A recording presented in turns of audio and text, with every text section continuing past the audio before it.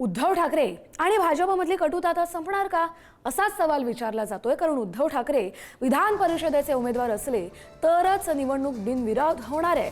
तर उद्धव ठाकरे यांच्याऐवजी महाविकास आघाडीनं अन्य कोणता उमेदवार दिला तर मात्र भाजप दुसरा उमेदवार उभा करेल।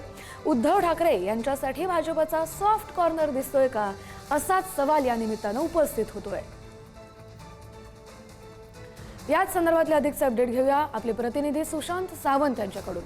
सुशांत, अशी चर्चा का रंगली आहे आणि अचानक उद्धव ठाकरे आणि भाजपमध्ये कटुता संपण्याचा विषय कसा समोर आला? कस्तुरी, मागील काही महिन्यांपासून आपण जर बघितलं असेल तर महाराष्ट्राचं राजकारण 360 डिग्री अंशात फिरताना पाहायला मिळतंय। अर्थात नुकतंच झालेलं अधिवेशन असेल अर्थसंकल्पीय, त्यामध्ये उद्धव ठाकरे आणि देवेंद्र फडणवीस यांची झालेली भेट, त्यानंतर मोहित कंबोज जे देवेंद्र फडणवीस यांचे अतिशय निकटवर्ती आहेत, त्यांच्या मुलीच्या वाढदिवसाला स्वतः आदित्य ठाकरे गेले होते। त्यामुळे भाजप आणि शिवसेनेची जवळीक वाढते। त्यातच आता एक आपल्याला खात्रीलायक सूत्रांकडून माहिती मिळते, त्यानुसार विधान परिषदेसाठी भाजपचं ठरलेलं आहे 9 जागांसाठी खऱ्या अर्थाने विधान परिषदेच्या आता जागा रिक्त झाल्या, त्यांच्या निवडणुका होत आहेत।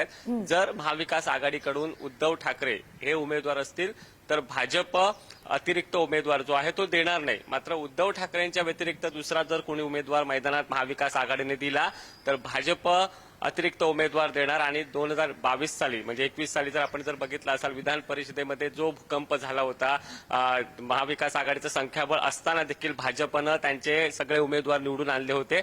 तसंच पुन्हा होऊ शकतं का, महाविकास आघाडीमध्ये ठिणगी पडू शकतं का, हे बघणं महत्त्वाचं ठरणार आहे।